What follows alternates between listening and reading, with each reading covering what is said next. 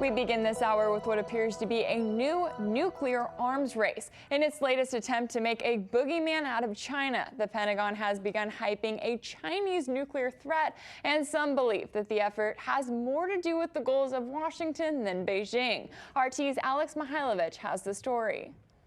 It is not a secret that President Biden has adopted much of Trump's China policy.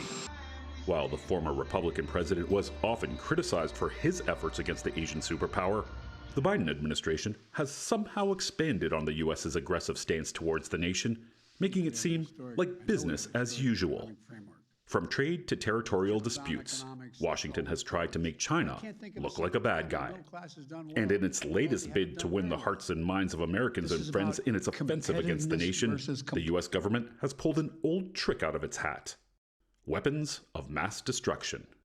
We've been very clear about our concerns over China's advancements in certain capabilities, a wide range of capabilities that the Secretary noted himself do very little to help decrease tensions in the region and beyond. Where have we heard that story before? Global biological research laboratories. Anyway, what D.C. is now trying to push is the idea of a Chinese nuclear threat, and China is not amused. This report from the U.S. Department of Defense, just like reports it issued in the past, disregards facts and is full of bias. The U.S., by playing up China's nuclear threat, is actually confusing right and wrong, and the international community has seen through this. China's Ministry of Foreign Affairs spokesperson is referring to the Pentagon's annual report on China's military and how it is developing. According to the study, China's People's Liberation Army is expanding its nuclear arsenal much faster than Washington has predicted.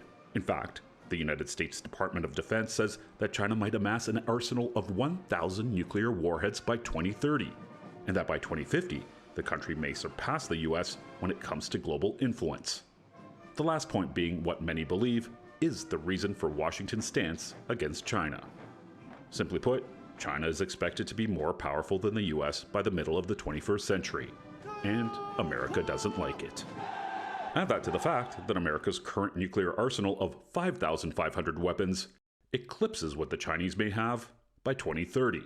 And many believe that the basis of the Pentagon speculative report serves the U.S.'s own hegemonic goals, which include containing China. So far, China has taken the higher ground, saying that it would like to mend its differences with the U.S., or anyone else for that matter, diplomatically. And when it comes to nuclear weapons, China has made it clear that its arsenal is solely for defensive purposes and that it will not behave like America has in the past. No country will be threatened by China's nuclear weapons as long as they do not use nuclear weapons against China. The basis of the Pentagon's predictions has not been revealed, but according to a senior defense official, the forecast reflects several known developments. For In Question, I'm Alex Mihailovich. Joining me now to go further in depth on this are former Pentagon official Michael Malouf and former UK MP George Galloway. George, let's start with you here. Now, let's say that China does end up possessing 1,000 nuclear warheads by 2030. That's still a fraction of those held by both the U.S. and Russia. And given that China is not directly threatening the U.S., what is Washington's main concern here? Well, as Ronald Reagan once said, here we go again. The old story, the old songs, WMD, a missile gap. Only me and Mike are old enough to remember that Jack Kennedy came to power talking about a missile gap between the United States and the Soviet Union, only to discover when he entered the White House that no such missile gap existed.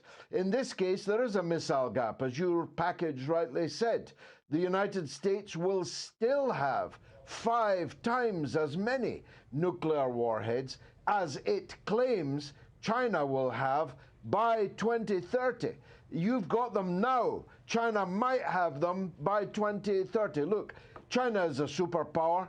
It is a permanent member of the United Nations because of its nuclear capability, just like Britain and France. It has every right to build its defensive armaments, and if it does at the rate the Pentagon says that it will, it still will have only a fraction of what is ranged against it. Don't forget, Britain and France and the United States are all ranged against China.